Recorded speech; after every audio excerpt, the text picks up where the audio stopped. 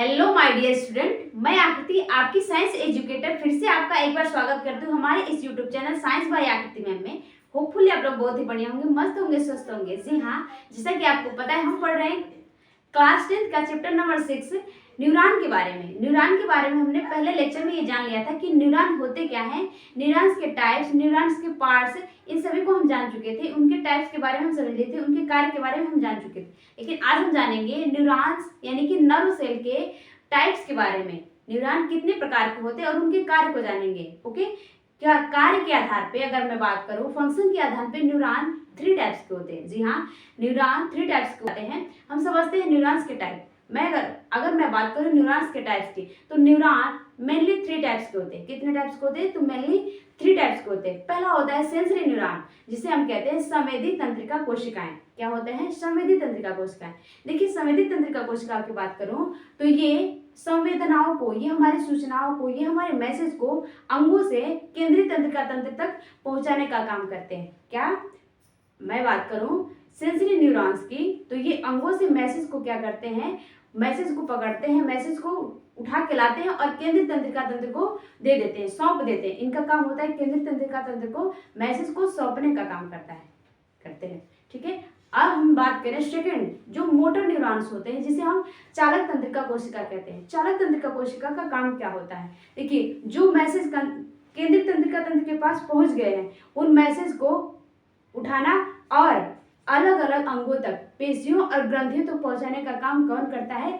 तो motor neurons, जो हमारी मोटर न्यूरॉन्स है, चालक तंत्रिका कोशिकाएं, इनका काम क्या है? ये क्या करती है? केंद्रीय तंत्रिका तंत्र से संवेदनाओं को, सूचनाओं को उठाती हैं, पकड़ती हैं और ले जाके पेशियों और ग्रंथियों तक पहुंचाने का काम करते हैं केंद्रीय तंत्रिका तंत्र के द्वारा।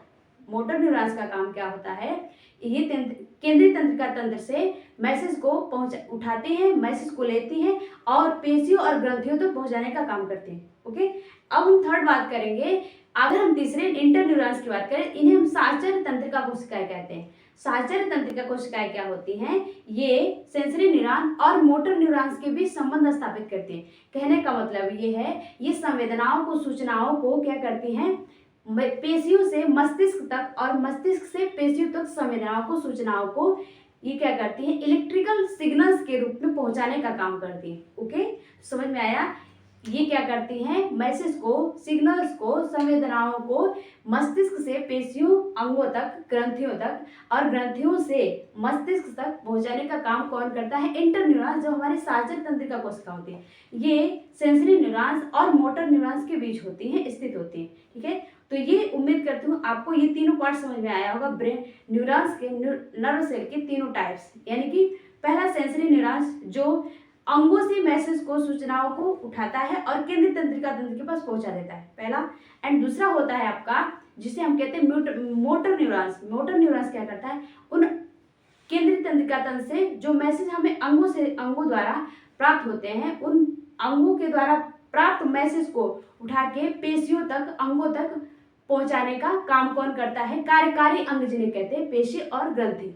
कार्यकारी अंग, पेशी और ग्रंथि होते हैं। उन ग्रंथियों तक और पेशियों तक पहुंचाने का काम मोटर न्यूरॉन्स का है, तंत्रिका, चालक तंत्रिका कोशिका तक। ओके, एंड थर्ड आ जाता है आपका कौन? देखिए, इंटर न्यूरॉन्स। इंटर मतलब दोनों के बीच की कड़ी होती है हमारा इंटर न्यूरॉन, साचर्य तंत्रिका कोशिका। इन दोनों के बीच सेंसरी न्यूरॉन और मोटर न्यूरॉन्स के बीच संबंध स्थापित करता है, यानी कि संवेदनाओं को मस्तिष्क से पेशियों तक और पेशियों से मस्तिष्क तक पहुंचाने का काम कौन करता है? पहुंचाने का काम कौन करता है? तो हमारा इंटर न्यूरॉन्स। मेरे बच्चों, इसे मैं दोबारा इसलिए बताती हूँ ताकि आपको याद हो जाए चीजें, आपको रटाना पड़े। ओके, तो उम्मीद करती हूँ आज का ये पार्ट सेकेंड, पार्ट 2 का वीडियो न्यूरॉन नर्व सेल का समझ में आया होगा।